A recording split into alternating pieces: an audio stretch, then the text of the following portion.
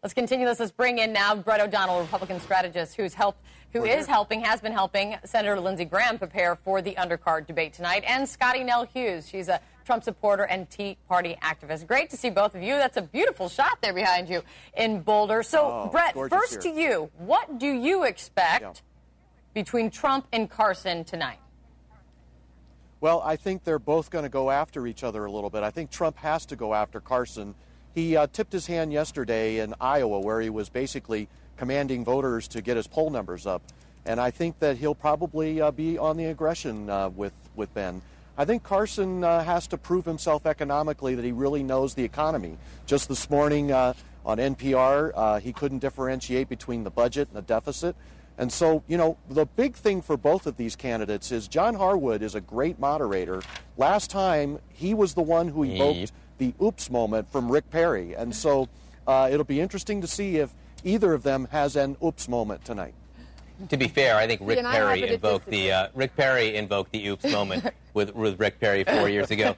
Scottie, I want to talk about Donald Trump a little bit right now, because Donald Trump fallen to second place in the CBS New York Times poll. In Iowa, there are 3 polls that show him in second, and he was there last night essentially begging for Iowa voters to come back into the fold. Let's listen quickly to what he said.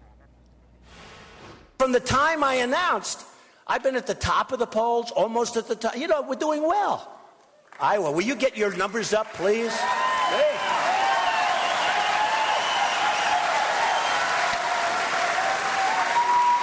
When you get these numbers up, I promise you I will do such a good job. So, Scottie, you are supportive of Donald Trump. What do you think he needs to do on the stage tonight? Well, let me say this. I don't think he was necessarily begging, just like I don't think he's going to go after Dr. Carson tonight. I think Mr. Trump, this is the debate that was made for what he is successful at business.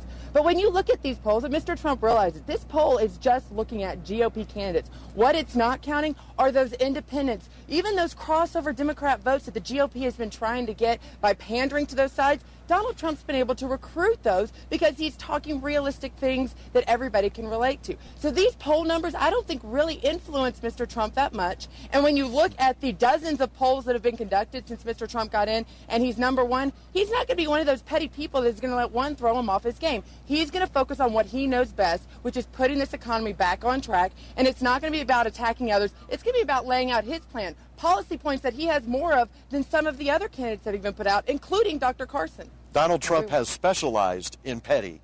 I mean, that's been his entire mantra during this campaign, is to get petty with every other candidate in the race. I think he won't be able to help himself. He did it with Rand Paul. He did it with Jeb Bush. But those were expected. Those were needed. Those were deserved, though. Those were the things that I mean, it's not like he sat there and just threw these out. He was attacked first, and that's why America likes him. They want a leader, something we've not seen, and they know to go up against Hillary Clinton or Bernie Sanders, you need to have somebody not with like thin little skin and get offended. And Mr. Trump does not. He attacks back. He puts up defense. Well, that's going to be interesting, because Donald Trump has an economic plan that would go well with Hillary Clinton. In fact, I don't know how he'll debate her with his economic plan. Well, that's really interesting, because it's actually pieces of everybody else's, including Jeb Bush's, and that's lacking from the plan that we've seen from Lindsey Graham. And if he has one, it's gotten no attention. So that just shows the credibility of it and how much people in America can relate to it. I think we're seeing the contours of some of the fights that we're going to see tonight in the debate here. It does lead to one question of who we always ask, whose night is it going to be? Is it make or break for her? Tonight could be make or break for who? John Kasich is one person who is, as John Berman said, he's mad as hell and he's not going to take it anymore.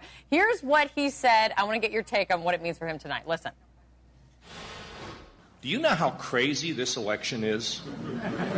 Let me tell you something. I've about had it with these people. I am sick and tired of listening to this nonsense, and I'm going to have to call it like it is as long as I'm in this race. Campaign says this is his new confrontational tone, is a new strategy that they're going to be employing. But what do these guys, these establishment guys that haven't broken through, John Kasich is one of them, what do they have to do to stand out tonight? Well, they have to be more aggressive. But the problem is you can't change really who you are. And John Kasich hasn't been very aggressive in the debates. He hasn't stood out.